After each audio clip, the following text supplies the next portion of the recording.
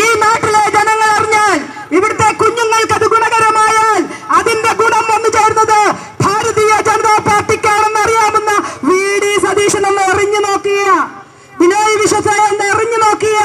ബിനോയ് വിശ്വം പിണറായി വിജയൻ പറഞ്ഞാൽ മുട്ടിലഴിയുന്ന ബിനോയ് വിശ്വം ഇനി 6 മാസത്തേക്ക് വാതുറക്കില്ല എന്ന് വി.ഡി. സതീശൻ അറിയാം. പക്ഷേ എന്നാലും ഒന്ന് എറിഞ്ഞു നോക്കിയ.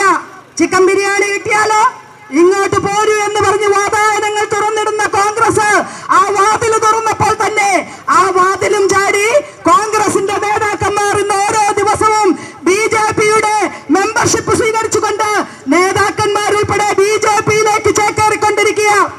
വി.ഡി. സതീശൻ അറിയാതെ ഒന്ന് തുറന്നതാ വാതില്. പക്ഷേ അകത്തേക്ക് കൊണ്ടുപോകാനാ ശ്രമിച്ചത്. പക്ഷെ പുറത്തേക്ക് ചാടിക്കൊണ്ടിരിക്കുക. ഇന്നിവിടെ വന്ന് ഈ മഹാപ്രളയത്തിൽ ഈ 2 പാർട്ടികളിൽ നിന്നും ബി.ജെ.പിയിലേക്ക് ചേക്കേറിയ ഒട്ടനവധി പ്രവർത്തകരുണ്ട് പ്രിയപ്പെട്ടവരെ. അവരെല്ലാം ഇന്ന് പറയുന്നത് ഭാരത് മാതാ കീ ജയ് എന്നാണ്. അവരെല്ലാം ഇന്നാണ് ചേർന്നിരിക്കുന്നത് കുങ്കുമ ഹരിത പതാകയുടെ പിന്നിലാണ്. അവരെല്ലാം ഇന്ന് പറയാൻ ആഗ്രഹിക്കുന്നത് നരേന്ദ്രമോദിയുടെ ഭരണം, ഡബിൾ എഞ്ചിൻ സർക്കാർ ഈ കേരളത്തിൽ വരണമെന്നാണ്. പ്രിയപ്പെട്ടവരെ, ആ മാറ്റം കേരളത്തിൽ തുടങ്ങിക്കഴിഞ്ഞിരിക്കുകയാണ്.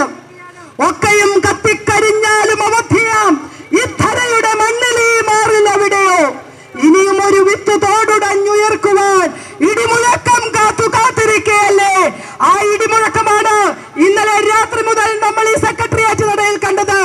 ബഹുമാന്യനായ അധ്യക്ഷൻ ഉൾപ്പെടെ കോരിച്ചൊരിയുന്ന മഴ പോലും വകവയ്ക്കാതെ ഈ കേരളത്തിന് വേണ്ടി, ഈ കേരളത്തിന്റെ മാറ്റത്തിന് വേണ്ടി, ഒരു വികസിത കേരളത്തിന് വേണ്ടി ഇവിടുത്തെ സാധാരണക്കാരായ പ്രവർത്തകരുടെ ഒപ്പം രാപകൽ ഈ സെക്രട്ടേറിയറ്റിന്റെ മുന്നിൽ സമരം ചെയ്തുവെങ്കിൽ ആ ഇടിമുഴക്കമാണ്, ആ മാറ്റത്തിന്റെ ഇടിമുഴക്കമാണ് പ്രിയപ്പെട്ടവരെ.